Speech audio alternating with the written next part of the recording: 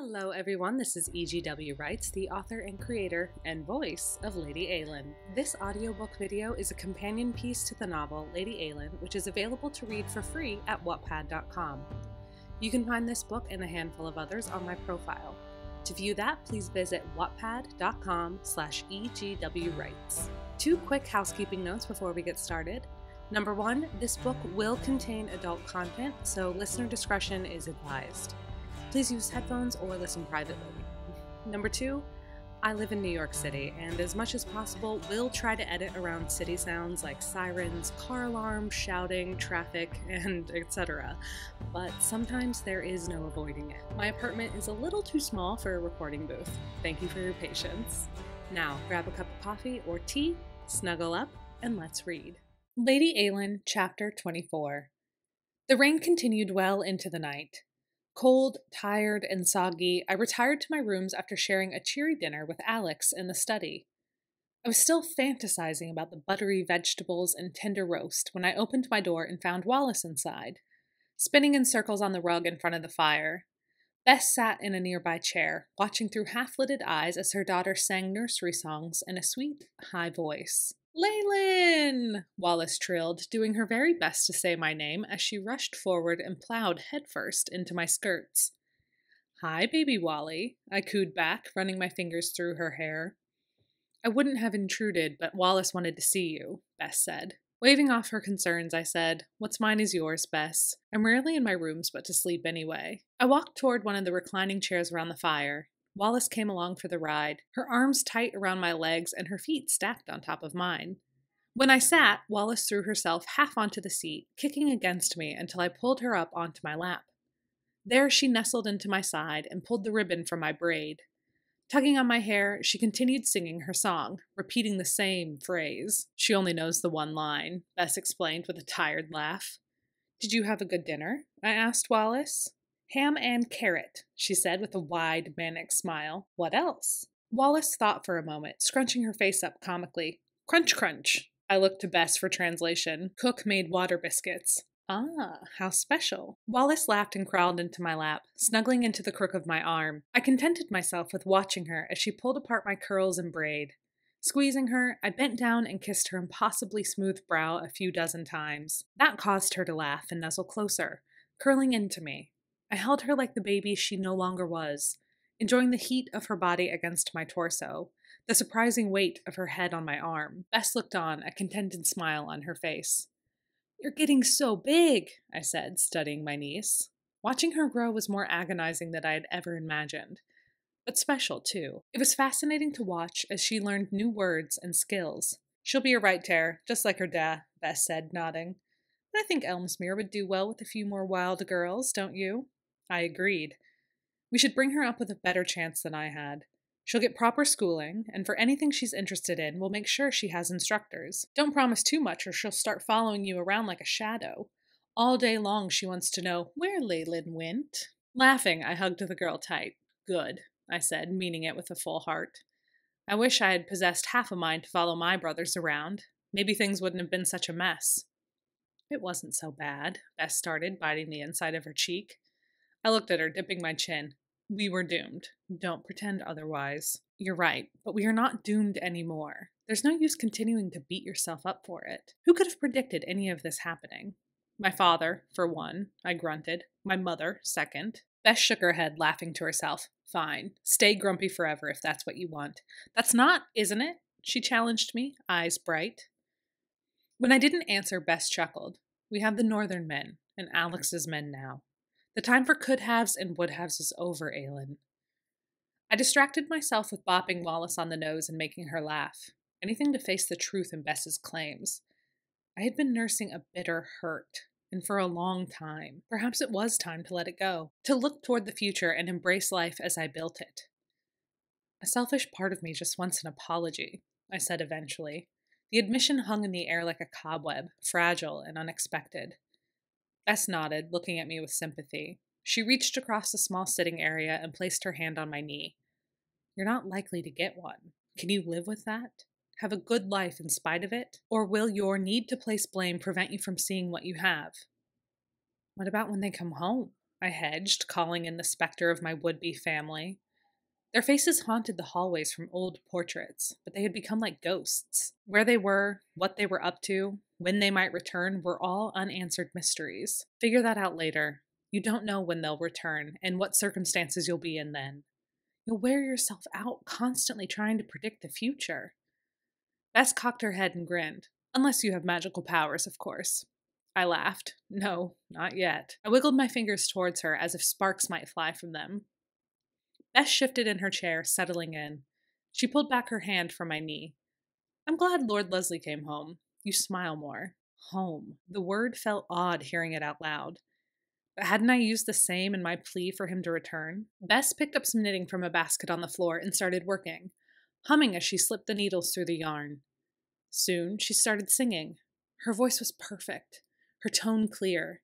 Rather than dominate the space, she enhanced it. Bess's songs worked like a tonic on Wallace, who was soon asleep, a heavy, unmoving weight in my arms. In fascination, I stared at her pink cheeks and rosy lips. Odd that she was so beautiful, so special. Aside from her wild black hair, she looked like Bess. She had the same delicate nose, the same bright eyes. I hoped as she grew, something of Walter would come out in her looks. There were suggestions of Walter in her long, tapered fingers, and she loved fairy stories. She constantly asked for us to read from the same large collection Walter had once read from after dinners. Even stranger were moments when I would see my father's glower or my mother's pout in Wallace's expression.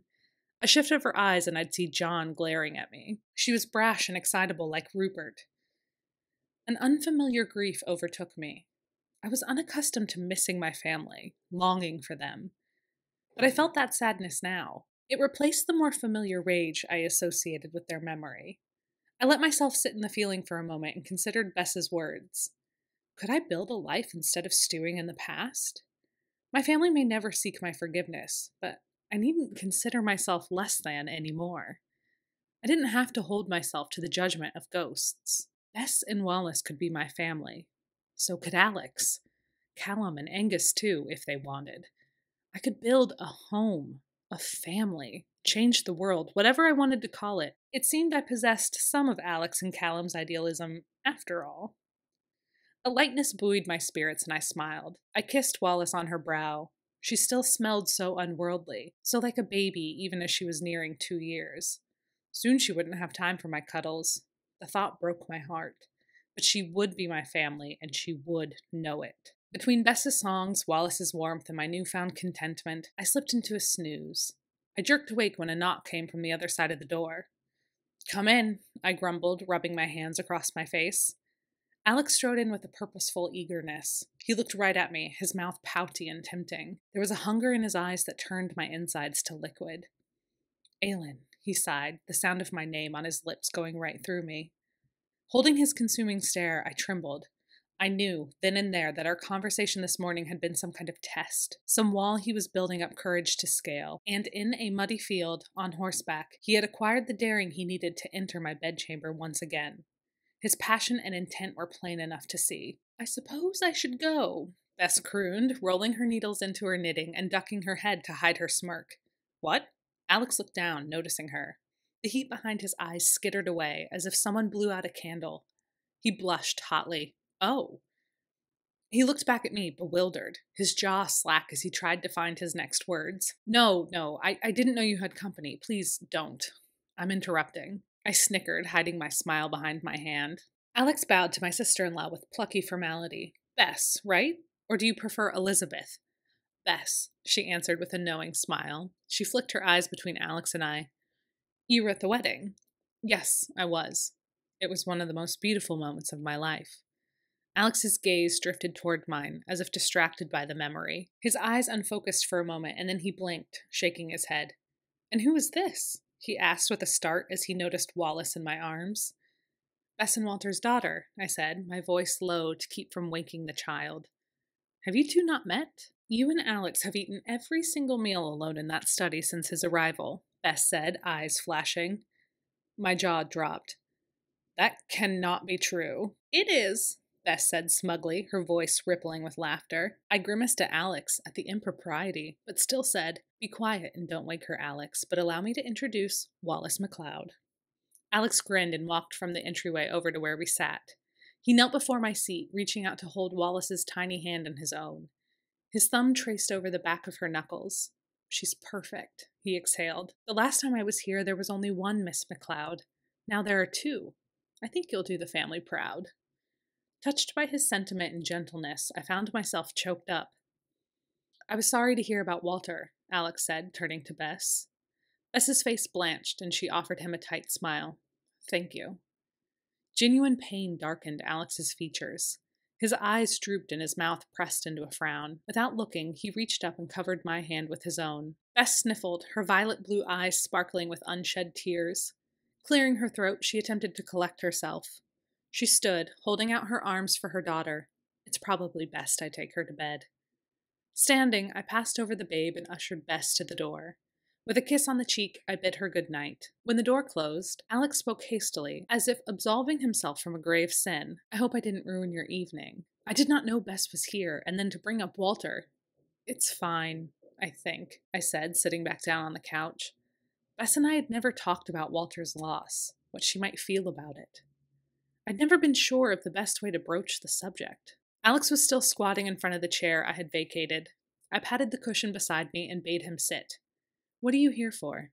The question was useless. It had been obvious enough to rush Bess from the room lest she be in the way, as she whispered when she walked out. Huffing out an awkward laugh, Alex nudged me with his shoulder. I reclined against him, comfortably content. Well, there came another knock at the door. I looked at Alex with wide eyes. I've never been more popular. "Come in." One of Angus's messengers came in, curtsied, and placed an envelope in my hands. She offered me a sweet good night before leaving. The letter was from Callum, dated almost a month ago. "Lady Eilean. We will work on your title. I don't know that I like Lairdess. It seems silly, and I doubt you've ever been silly in your life." "Little does he know," Alex grumbled, reading over my shoulder. Imagine my surprise when I arrived at the Fist and found that its young lord had long departed. To what purpose, no one could tell me. To help victims of the war was the best answer I could get. Though I suspect I now know the correct answer to your brother Ian's riddle. Bravo, my lady. I travel next to the front to see if I can disengage my men from the conflict. Regardless of my success or failure in that regard, I plan to be at Stormway by mid-March at the latest. I will do my best to bring news of your family. There are rumors of a tremendous battle unfolding near the capital, but I know scant details. Yours, High Lord of the Mountain Vistas, Callum McKieran. I snorted at the letter in its teasing tone. Alex, scanning the missive, asked, "What riddle?" I groaned, trying to think of an answer that didn't admit too much. Unable to spin the answer, I told the truth. Callum met with Ian before leaving the war and asked for a security question so that I might admit him to Stormway. What is the Fist's weakness, or something? Ian told him it was cinnamon buns. I bit my lip, pointedly looking away from Alex. "I see," he drawled. "It was nonsense, really," I said, folding up the letter. I yawned. Alex shifted, jostling me where I leaned against him. He looped his arm around my shoulder, pulling me against his chest. "I should go," he said, but he made no effort to move. "You came here to ask something?" I said, in no hurry to see him off either. "I wanted to talk about the standing." I turned, looking up at Alex cautiously. "Why?" There were a million different reasons to talk about the standing in general, but after today's horseback conversation, after Alex had barreled into my room with his eyes full of fire, I wanted to know what, specifically, he had in mind. "It's late. It doesn't matter now." The clock chimed midnight. My shoulders slumped in exhaustion. "If you say so," I said through another yawn, warm and comfortable in his arms. "It can wait," he promised. There seemed to be nothing further demanded in the moment. I enjoyed it. The quiet contentment, the crackle of a fire, and the comfort of a friend where before there had only been lonely darkness. Thank you so much for listening today. I hope you enjoyed the story. Subscribe to this channel and click the notification bell to be alerted when new chapters are updated. You can also follow me on Wattpad or Twitter at EGWwrites, where I will also share updates. As always, thank you for being a part of Eilean's journey. We are very glad that you're here. Until next time.